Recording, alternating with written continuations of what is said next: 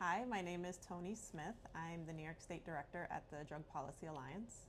I do consent to being videoed for Judy's fellowship. And I'm going to share a little bit about my involvement with On Point NYC, which is the organization that operates the 2 overdose prevention centers in New York.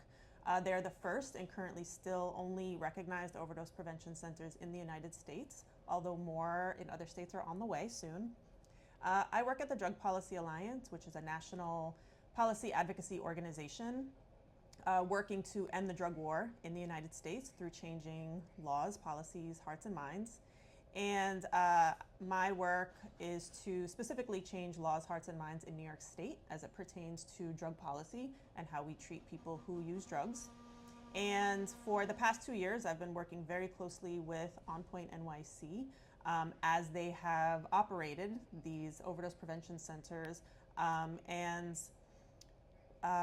really have been needing to provide very high quality services while at the same time being the center of a lot of media attention, community attention, and political attention. And so my role extends beyond overdose prevention centers.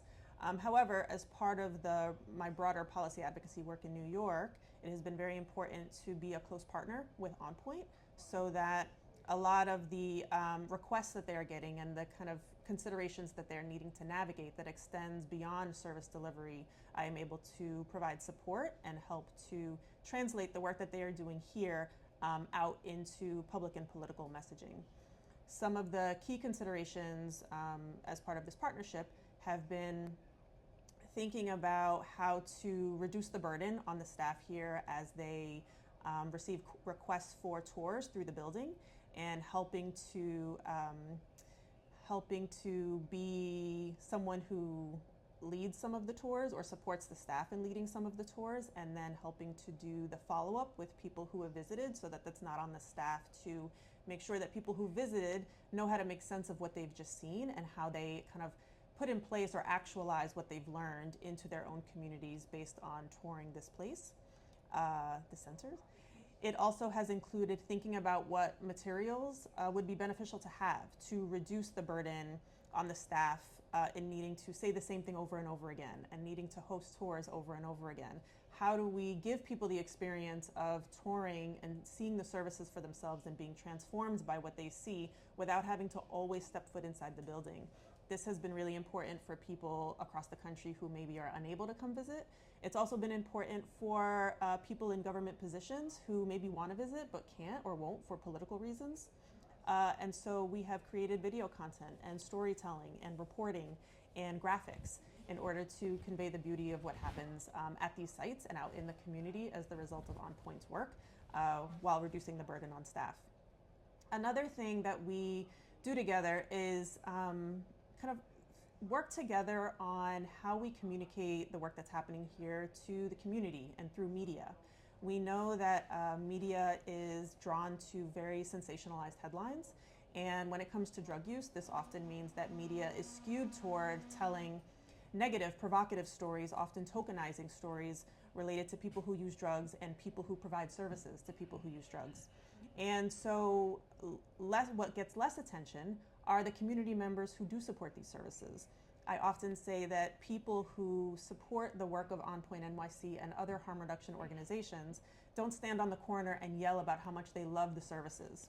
People who love what's happening in their community go about their day loving what's happening in their community. However, we know that people who are unhappy are often louder, more organized, and have more urgency to make sure they are making demands. And so part of our work together is also working to counter and balance the types of stories that people are hearing about services that exist in their community and other communities, and also making sure that people who support these services get as much airtime and visibility as people who oppose it. So that we're getting a more representative look at how community members think and feel about the issues in their communities. And so this includes working together on being thoughtful about what stories we want to tell. And while On Point can focus on telling the stories of their participants and service delivery, my role at Drug Policy Alliance means thinking about how to tell these stories in the political context and making them more advocacy oriented. Fantastic. Do you want to say any more? Anything else? I mean, that is just spot on. But if there's anything else, because I just connected this bit, but is there anything else you'd like to say? I think the last thing I'll say is I have the privilege of having my full-time job be focused on advocacy. That is not true for people who are saving lives every day on the front lines. And the power of the partnership that I have with On Point NYC is that through my work and the work of other partner organizations, we are able to create an advocacy infrastructure that service providers and people on the ground and directly impacted people can join into, so that people who want to advocate have very easy ways and tangible ways to join advocacy efforts as part of a community. It is very hard to figure out policies and politics and legislative calendars and when to go to your state capitol to advocate. All of that takes time and money. And by working with On Point to create the sort of advocacy infrastructure, it has provided a much easier way for staff who want to feel powerful, who want to make their voices heard to legislators, have an easier way to do that that doesn't require them doing all of that work by themselves from scratch. Thank you so much, Toni. And can you just show us your t-shirt? Yes. One of the results of our partnership has been us coming up with really clear messaging that we want to stick with people about what overdose prevention centers are. And these shirts are a result of one of our projects together. And it says, overdose prevention centers are health, safety, community, and love. And this is messaging that we've also replicated in other materials that we make available to elected officials and community members.